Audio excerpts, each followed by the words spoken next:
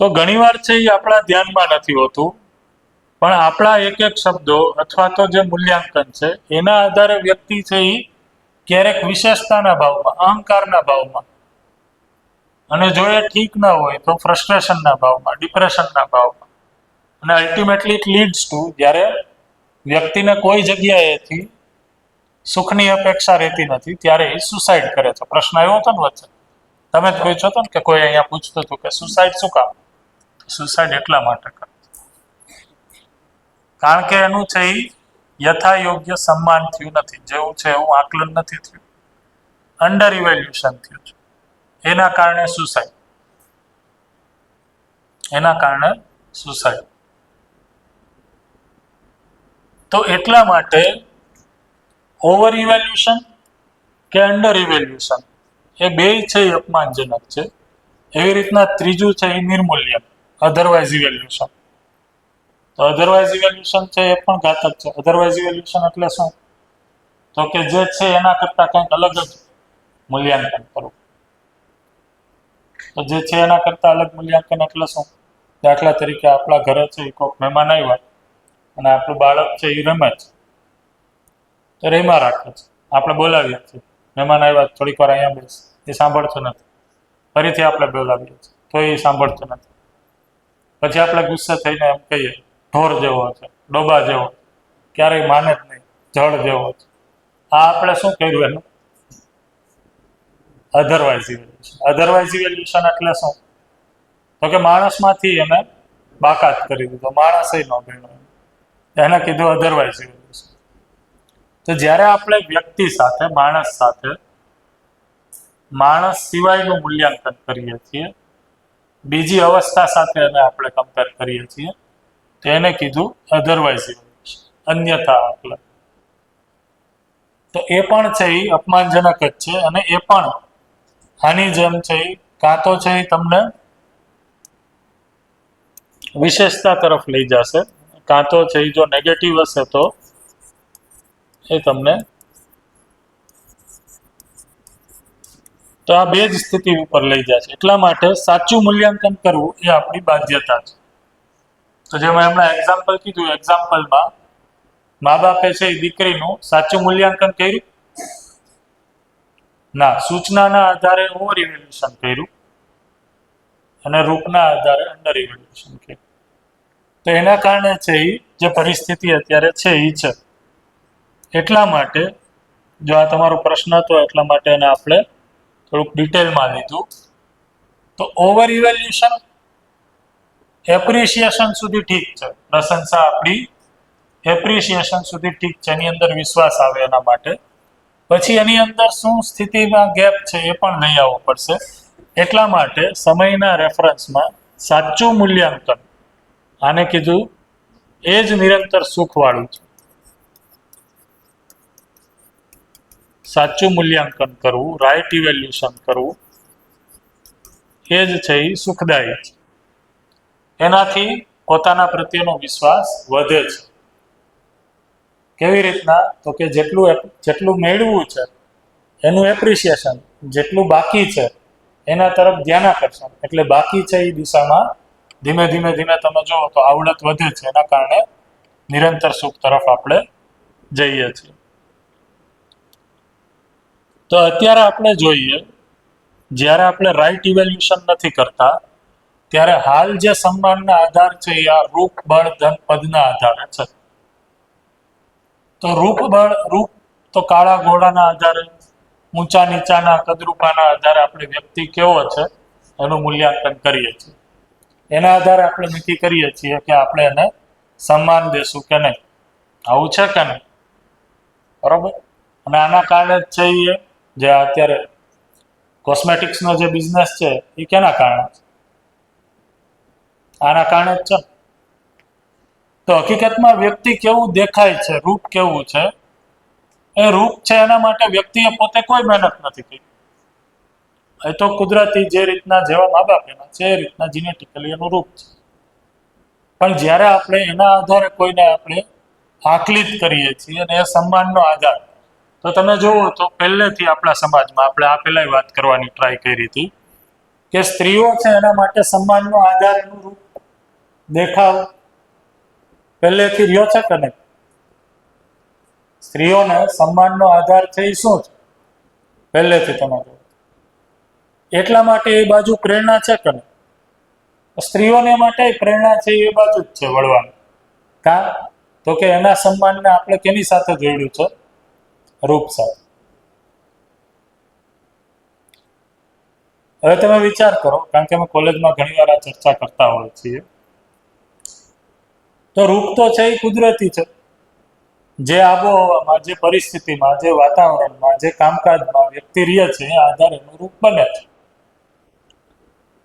પણ જો એના આધારે સન્માનનો આધાર હોય તો, કોલેજમાં મેં કારણ કે આટલા વર્ષથી ભણાવ્યું, તમે જોતા હોય કે અચાનક છે એ કોલેજમાં આવે એટલે જે પણ છોકરીઓ હોય એનો દેખાવ પ્રત્યેનું જે અટેન્શન છે એ અચાનક વધી જાય. તો કોસ્મેટિક્સનો ખર્ચો, પછી હેર સ્ટ્રેટ કરાવવાના. અત્યારે તમે જોશો તો પહેલા કરતા તો મને ખ્યાલ નથી સ્કૂલમાં કેવું હોય આ બાજુનું, હા, કોઈ પણ પ્રસંગ હોય ત્યારે જોવા મળે. હા, તેનું કારણ શું છે? સારું દેખાવ,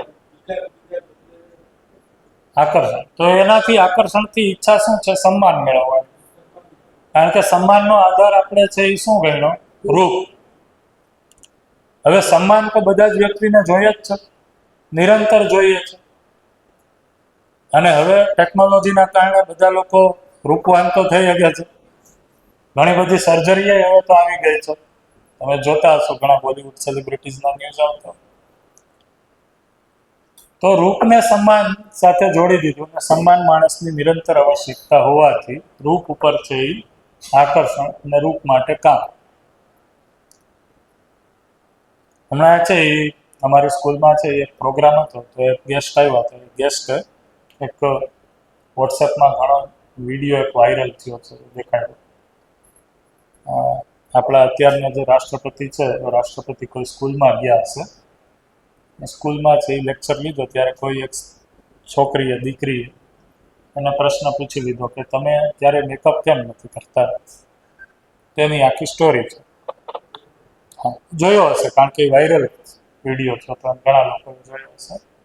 ઘણા લોકો એવું કહે છે કે એ બનાવેલો વિડીયો, એટલે કે એક્ઝેક્ટ એની સ્ટોરી છે એવું નથી, પણ એનો મેસેજ છે એ તો સારો જ દેવા માંગે છે. તો એમાં એનો જવાબ છે એ રીતના આપે છે કે મારા મા બાપ છે એ કોઈ ખાણમાં કામ કરતા હતા, અને એ ખાણમાંથી કોસ્મેટિક્સ માટેના જે રો પ્રોડક્ટ હોય, માઇકા ને સિલિકેટ ને એવું વપરાય એના બનાવવા માટે, જે કોસ્મેટિક્સમાં આપણે સ્કિન ઉપર લગાડીએ તો આપણી ત્વચા છે આમ શાઇનિંગ કરતી હોય એવી લાગે. એ કે એમાં કામ કરતા, ને મેં જોયેલું છે ઘણા બાળકો અથવા તો ઘણા મા બાપ એમાં કામ કરતા હોય, અને માઇન્ડ જ્યારે ધસી જાય ત્યારે એમાં મરી જતા. તો હું કે એવી વસ્તુ વાપરવા નથી માંગતી જેના કારણે છે એ ઘણા બાળકો અકાળે મૃત્યુ પામે છે. એ કુલ બધું મળાવીને એવું સમજાવવા માંગતા હતા કે હું શું કામ કોસ્મેટિક એપ્લાય નથી કરતી એમ, અને મારો સન્માનનો આધાર છે એ મારું રૂપ નથી. પણ જો તમે મેજોરિટી તમે જુઓ સોસાયટીમાં, તો સન્માનને છે એ રૂપ સાથે જ ગણેલું છે. અને એટલા માટે એ દિશામાં કેટલી બધી, જેમ કીધું સર્જરી, તો સર્જરીની શોધખોળ, એ શોધખોળ માટે કેટલાય સ્ટુડન્ટે રિસર્ચ કર્યા હશે, કંપનીએ રિસર્ચ કર્યા હશે. તો તમે વિચાર કરો એના માટે કેટલો હ્યુમન રિસોર્સ, કેટલો સમય, કેટલો સમાજના રૂપિયાનો દુરુપયોગ, જે સિમ્પલી એટલું સમજાવવાથી રોકી શકાતો હતો કે માણસનું સન્માન છે એના રૂપથી નથી પણ એના સમજથી છે. એની સમજની શું સ્થિતિ છે, એનું વ્યક્તિત્વ શું છે, એનું આચરણ શું છે, એના ઉપરથી છે. તો એના કારણે અનાવશ્યક એવી દીકરીઓ કે જે કુદરતી રીતે છે એ એના જે આબોહવા છે, એનો જે જે વંશ છે, એના કારણે છે એ એટલા દેખાવડા નથી. તો એના કારણે એ છે ઇન્ફિયોરિટી કોમ્પ્લેક્સમાં ન આવે, હું તો કોલેજમાં જોઉં કહેતો હતો, કોલેજની વાત કરતો હતો, તો કોલેજમાં છે એ આવે એટલે અચાનક છે એ જ્યારે આ રીતના કોઈ પ્રસંગો કે એવું હોય તો બધા લોકો તૈયાર થઈને મેકઅપ કરીને આવતા. તો હવે જ્યારે આ રીતના સમાજમાંથી કોઈ વ્યક્તિ આવે છે કે જે દેખાવથી એટલું બધું દેખાવડું નથી અને સમાજના માપદંડ છે તો રૂપ પ્રધાન જ જોવાના છે, તો ક્યારેક આપણે કલ્પના કરીએ તો આપણને એમ થાય કે એના દિલ ઉપર કે એના મન ઉપર છે એ શું વ્યક્તિ હશે જ્યારે કોઈ વ્યક્તિ છે એ અને એના રૂપના આધારે જ મૂલ્યાંકન કરતું હોય છે. રાઈટ?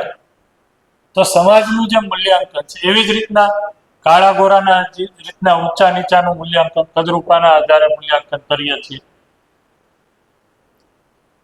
તો આ જે સન્માનનો આધાર છે એના કારણે આપણે ઘણી બધી, અને સ્ત્રીઓ એટલે આપણે જોઈએ તો પોપ્યુલેશનનો 50% લગભગ ભાગ છે એ સ્ત્રીઓ હશે, તો ટોટલ વસ્તીના 50% ભાગને આપણે છે એ ઇન્ફિયોરિટી કોમ્પ્લેક્સમાં નાખી દીધો, ખાલી એના કારણે કે એનું રૂપ છે એ બરોબર નથી.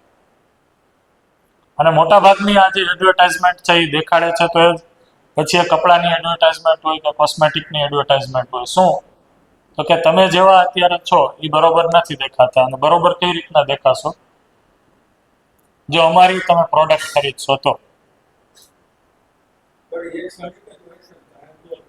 હા, એ તો નથી જ, પણ એ તો ક્યાં ધ્યાન જ છે. માણસ છે એ નિરંતર સુખી થવા માંગે છે, સન્માનિત થવા તો માંગે જ છે, અને સુખ એટલે ક્ષણિક સુખ જ હતી સમજાણું છે એ ખ્યાલ નથી, તો એટલા માટે પ્રયાસ તો કરશે જ એનો. તો હું એમ કહું છું કે સારું દેખાવું એ કોઈ પ્રોબ્લેમ નથી, પણ જ્યારે આપણે એને સન્માનની સાથે જોડી દઈએ છીએ એ મારા માટે એ સારું દેખાવું એ મારા ઓળખનો આધાર છે, મારી પહેચાન બની જાય છે, એ પ્રોબ્લેમ છે, એ પ્રોબ્લેમ છે. તો આપણે આવા ઘણા માપદંડ છે એ સન્માનના બનાવી દીધા છે, અને એનું એક આખું બજાર છે, અને એ બજાર માટે આપણે કમાવવું પડે છે, એના માટે ખર્ચો છે, એટલે પછી સેલેરી ઓછી પડે છે, એટલે પછી વાંધા ઓછા છે. સમજપૂર્વક જીવીએ તો ખર્ચાઓ બહુ નિયંત્રિત છે. એટલા માટે કીધું કે સમજુ પરિવાર છે એ પોતાની જરૂરિયાત પૂરી કરી શકશે, સમજુ વ્યક્તિ નથી કહેતો. અહીંયા જોજો, પરિવારે જ સમજુ થવું પડશે, પરિવારમાં રહેતા હરેક વ્યક્તિએ સમજ સંપન્ન થવું પડશે. એક વ્યક્તિ છે એ સમજ સંપન્ન હોઈ શકે એવા એક્ઝામ્પલ હજી જોશે, દેખાશે તમને સમાજમાં, પણ એક પરિવાર છે એ એક સમજ સાથે ઊભો હોય એ એક બહુ મોટી ઉપલબ્ધિ છે. તો એ સમજ સંપન્ન પરિવાર છે એ પોતાની આવશ્યકતા જરૂરિયાત સમાજથી કે બીજા લોકોથી નેગેટિવલી પ્રભાવિત થયા વિના નક્કી કરી શકે છે, એટલા માટે સમૃદ્ધિપૂર્વક જીવી શકે છે. તો એકવાર છે હું આ શિબિર લેતો હતો તો એક છોકરાએ છે એ સરસ રિસ્પોન્સ આપ્યો. BCAમાં ભણતો હતો છોકરાઓની 5 દિવસની શિબિર હતી. તો કે સાહેબ હવે મને સમજાઈ ગયું સન્માન એટલે શું. તો શું સમજાણું? તો કે મને એવું લાગતું હતું કે હું આ ઘડિયાળ જે પડું રિસ્ટ વોચ, એ રિસ્ટ વોચ છે એ મારી સૌથી અલગ ને સારી હોય. તો કે મારી પાસે અત્યારે 17 રિસ્ટ વોચ છે અલગ અલગ, અને જ્યારે હું 17મી લઉં ત્યારે જ છે નક્કી કરી લઉં છું કે કેટલા સમય પાછી 18મી લઈશ. તો કે એનાથી હું સન્માનની ચાહના કરતો હતો, સન્માન ઈચ્છતો હતો. હવે મને સમજાય છે કે કોઈ વસ્તુ છે મારા સન્માનનો આધાર નથી, અને એ બદલાવવું એટલા માટે પડતું હતું, તમે કીધું એમ કે ક્ષણિક છે એટલા માટે બદલાવીમાં રાખવી પડે. છતાંય છે એનાથી બધા મને સન્માનિત જ, સન્માનની નજરથી જોવે એ કોઈ ગેરંટી નહોતી. જેની સાથે મારે ઈર્ષા દ્વેષ કે ઝઘડો છે એ તો એ નવી ઘડિયાળ જોઈ અને ઈર્ષા કરતા. તો એ કે હવે હું ઘડિયાળ નહીં લઉં, એટલું એને સમજાય. વધારે હા એ જ થશે. તમારી સુવિધાના કારણે જો તમારામાં સમજ નહીં હોય તો એ સુવિધા તમારી ઈર્ષા અને દ્વેષનું જ કારણ બનશે. કારણ કે સમજના અભાવમાં તમે સંબંધ સરખાઈ નહીં સાચવી શકો, અને સંબંધ સરખાઈ નહીં હોય એટલે એ સુવિધા જોઈને તમારો સંબંધી કે વ્યક્તિ છે ઈર્ષા જ કરશે. હા હા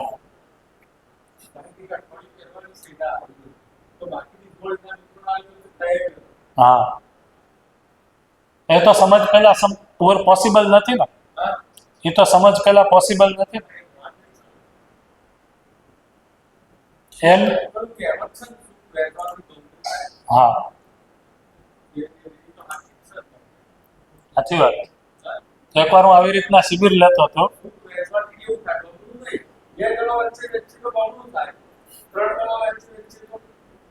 ત્રણ ગણો, ચાર ગણો થાય.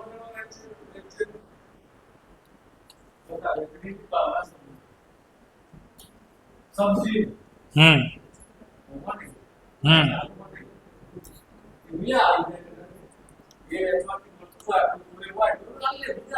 હા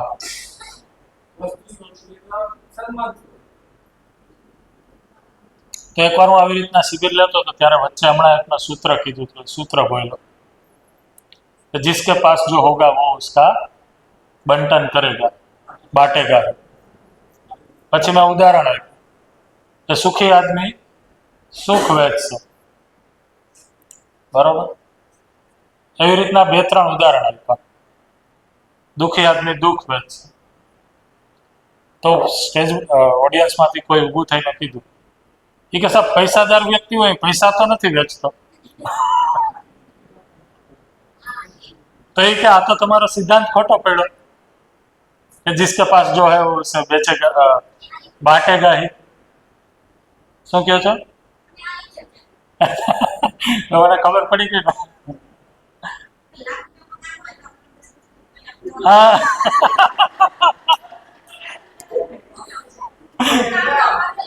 જોરદાર આઈડિયા.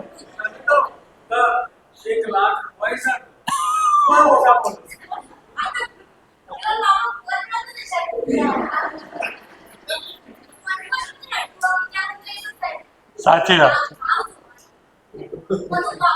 ભાવથી ભાવપૂર્વક દઈ દો 10,000, બરોબર છે.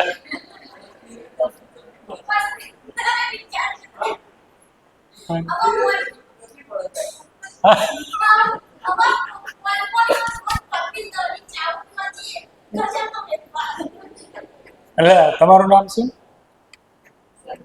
સંજયભાઈ, તમે કીધું નિરંતર સુખ ક્યાંથી મળે, એટલે શું તમે કહો છો? આ વિચાર છે એના કારણે કહો છો નિરંતર સુખ ક્યાંથી મળે, કે અભાવ છે હજી એના કારણે નિરંતર? હે હા સંજયભાઈ તમે કહો.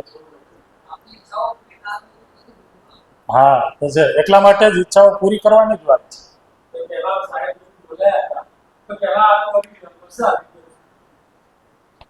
નહીં ઈચ્છાઓ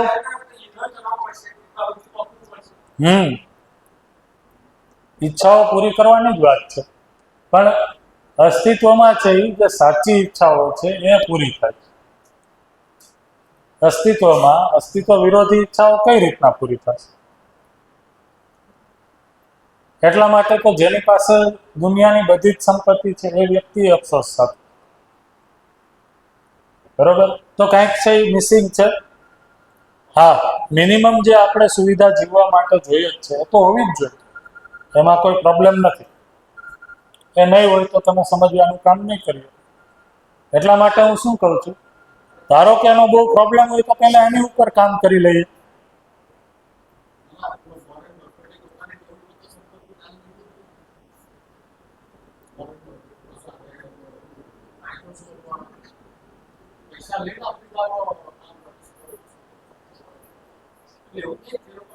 બોલો. યસ.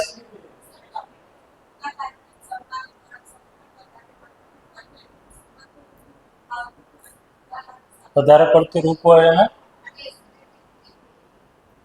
એ તો છે જ, એ તો થવાનું જ છે. સાચી વાત છે. જ્યાં સુધી સમજ નથી ત્યાં સુધી રૂપ બળ ધન પદનો સદુપયોગ થશે નહીં. તો સમજના અભાવમાં રૂપવાન વ્યક્તિ છે એ વિશેષતાના ભાવમાં જઈ શકશે, અને એ વિશેષતાના કારણે બીજા વ્યક્તિ છે એનો વિરોધ કરી શકશે, અને એ વિરોધના ભાવમાં એના ઉપર એસિડ છાંટશે, એની સાથે બીજી કોઈ પણ પ્રવૃત્તિ થઈ શકશે. તો મેં કીધું એમ કે રૂપ બળ ધન પદ એ પોતાનામાં કોઈ ખરાબ વસ્તુ નથી, નેગેટિવ નથી. હમણાં નેક્સ્ટ સ્લાઇડમાં આપણે એ જ જોવાના છીએ. પણ સમજના અભાવમાં માણસની પાસે 5 ઐશ્વર્ય છે: રૂપ, બળ, ધન, પદ અને બુદ્ધિ. તો બુદ્ધિના અભાવમાં આ રૂપ, બળ, ધન, પદ છે એનો પણ દુરુપયોગ કરીએ છીએ. એનું શું થયું? બીજા વ્યક્તિએ જે એ કર્યું એ શું છે? એ રૂપનું શોષણ છે. એકદમ સાચી વાત છે તમારી. પણ સમજના અભાવમાં એનું રાઈટ ઇવેલ્યુએશન નથી થતું. એટલા માટે રૂપવાન વ્યક્તિ એ દુઃખી છે, અને જે રૂપવાન નથી એ પણ દુઃખી છે. હા, બરોબર, એકદમ સાચી, એકદમ સાચી વાત.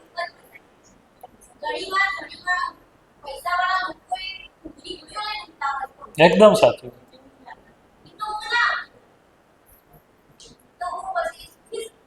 નથી એટલા માટે તો કહું છું, ત્યાં સુધી દોડો મારે. હું તો એ જ કહું છું. તો પૈસા છે અથવા નથી એ મારા સુખનો આધાર જ નથી. છે એ દુઃખી હશે અને નહીં હોય એ દુઃખી હશે. છે એ સુખી હશે, નહીં હોય એ સુખી હશે. તો કોમન સૂત્ર શું નીકળ્યું સુખનું? સુવિધા બરાબર સુખ નથી. સુવિધા બરાબર સુખ નથી, બરોબર. અને સામાન થી સન્માન નથી. તો સાચું શું છે? સમજ બરાબર સુખ છે. એટલે તમે કહો છો એ સાચું જ છે. જે ધનવાન વ્યક્તિ છે એ તમે કહો છો કે એને રાતે પરસેવો છૂટી જતો, બરાબર, એ ઊંઘની ગોળી લઈને સુવે છે, એવું થાય છે. પણ આમાં છે એ ક્યાંક જોવાનું એ છે, આજે હું કહું છું એમાં, આમાં ઘણીવાર છે એ લોકો ટૂંકમાં બચી ના જાય. ઘણીવાર છે એ આપણે, ધારો કે આપણે પૈસાદાર નથી કોઈ પણ કારણસર, જ્યારે હવે આપણી આવી સૂચના આપણે સાંભળીએ, સમજીએ, તો આપણે છે એ એવું માની લઈએ કે હાલ સારું થયું આપણે પૈસાદાર નથી, જેના કારણે તો પોતાની અક્ષમતા એ છે એને આપણે કોઈને લપેટવાની જરૂર નથી. આપણે જેટલી આવશ્યકતા તમારી છે, જરૂરિયાત છે, એટલું તમારી પાસે હોવું જ જોઈએ. એ આવશ્યકતા નક્કી કઈ રીતના થશે? તો સમજદાર પરિવાર છે એ કરી શકશે. અધરવાઇઝ ગમે એટલું હશે એ નિશ્ચિત જ નહીં થાય. એટલા માટે જે ઓલું સૂત્ર છે ને, મેં પ્રશ્ન કીધો હમણાં કે ઓડિયન્સમાંથી કોઈ પ્રશ્ન પૂછ્યો કે સાહેબ જેની પાસે પૈસા હોય તો પૈસાનું બંટન નથી કરતા, તેનો જવાબ શું આવે? કોણ કહેશે? જૂના મિત્રો નહીં, તો નવા છે. તમે એમ કહો છો સાહેબ કે જિસકે પાસ જો હે वो उसे बांटेगा, જેની પાસે જે હશે એ વહેંચશે જ. તો સુખી આદમી સુખ, દુઃખી આદમી દુઃખ. જેની પાસે ભાવ છે એ ભાવ વેચશે. તો પછી જેની પાસે પૈસા છે એ પૈસા તો વેચતો નથી. બોલો, એવું નહીં. તમે તો તાત્વિક જવાબ આપો છો.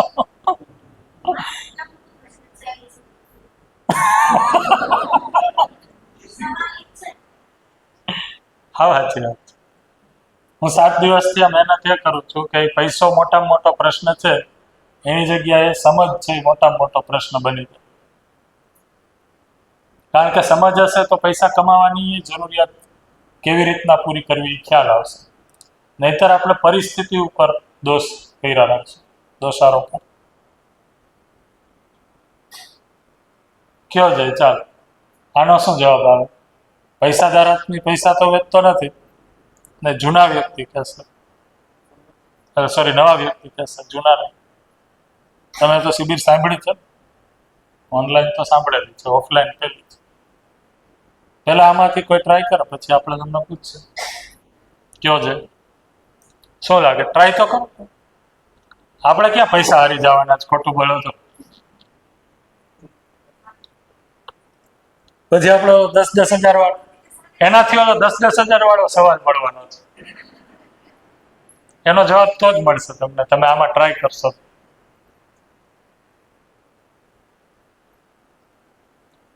શું આવી શકે?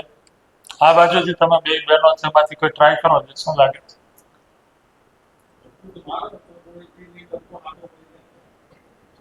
સંધ્યાબેન ને તમારું આ બાજુમાં છે, તમારું નામ? નિશાબેન. કયો છે સંધ્યાબેન, નિશાબેન? હા, એટલે તો બાજુમાં બેઠા. શું લાગે છે ભાઈ? સિદ્ધાંત છે એ તો બધે લાગુ પડે. મેં કીધું આ સિદ્ધાંત છે યુનિવર્સલ, બધે જ લાગુ પડે. તો અહીંયા તો લાગુ નથી પડતો. તો સિદ્ધાંત ખોટો પડ્યો કહેવાય. સિદ્ધાંત તો બધે જ સાચો પડે. તો કા સિદ્ધાંત ખોટો છે, કા પછી છે એ આજે હું કહું છું એ સાચું. બેમાંથી એક જ. હે?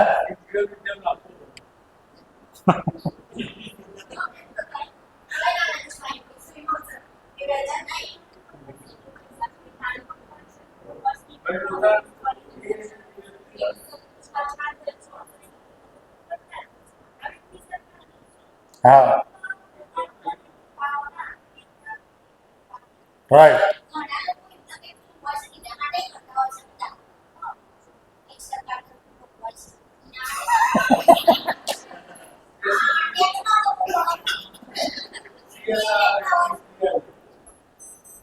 પણ હું તો એમ કહું છું તોય નથી કરતા. એવું શું કામ કરતા હશે?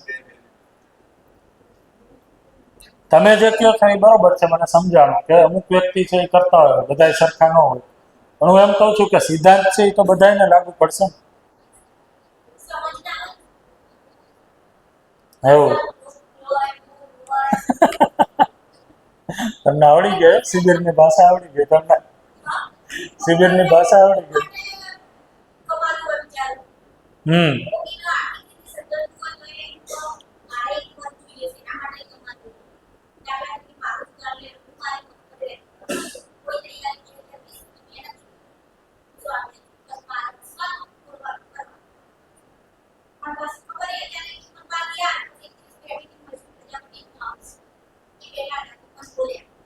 માઇક આપો તો.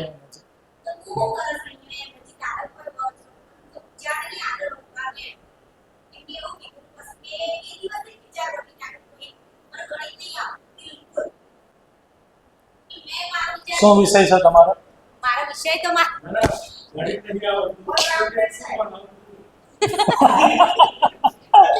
બિલકુલ મને ગણિત આવડતું જ નહીં સર. એટલે હું મનથી વિચાર કરીને જ બેઠી હતી. હું રોજ અમને કહેતી હતી કે હું કોઈ પરીક્ષા પાસ કરું એ કરી શકું એવી પરિસ્થિતિમાં શું જ નહીં, કારણ કે મને ગણિત નહીં આવડતું. એટલે મન વાળીને જ બેસી જતી. પણ પછી એક દિવસ મહેશભાઈ બેને બેઠો હતો. મહેશભાઈ બોલ્યા એમ કે આ બધા ગયા તો તું શું કરશે, એમ કે તારે કોઈ પરીક્ષા પાસ નહીં કરવી? પછી તારે ખબર નહીં મનનો અમે એવું થયું ને તે ઘેર જઈને અમને કીધું. મેં કીધું મારે તો હવે આગળ ભણવું છે, હવે નહીં ચાલે. કીધું આ પરિસ્થિતિમાં ક્યાં જો રહી ગયું. પછી એમને વળી થોડો સાથ આપ્યો તો મેં પીટીસી કરેલી જ હતી પહેલા. બીએ કર્યું હતું, એમએ કર્યું, પણ આ કે બીએડ કરી નાખ ને તું તારું ભણવાનું ચાલુ કર. એટલે હું અહીંયા નોકરી આવતી હતી, મારું ટ્યુશન લેતી હતી અને સાથે સાથે રાતે વાંચવાનું પણ કરતી હતી. એમાં એક જ ટ્રાય 2023ની અંદર મેં ટેટ 1, ટેટ 2 અને 9-10 ત્રણેય પરીક્ષાઓ એક જ ટ્રાયમાં પાસ કરી. એક જ વાક્ય મહેશભાઈ ના એની અસર થઈ ગઈ એમ. અનુભવ ના થાય ત્યાં સુધી એમ.